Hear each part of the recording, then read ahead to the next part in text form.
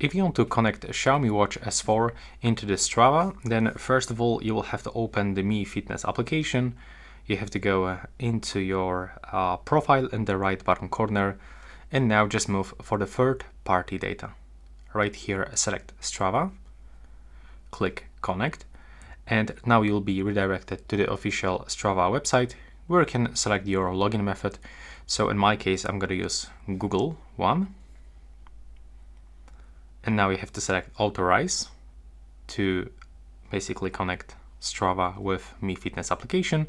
And as you can see right now, it is finished. We are successfully connected. So now all of your workouts will be transferred into your Strava, but sometimes it takes some time.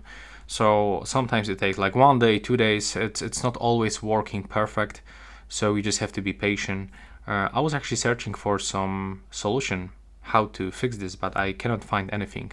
So if you have some tips how we can actually speed up synchronization, you can leave that information in the comments.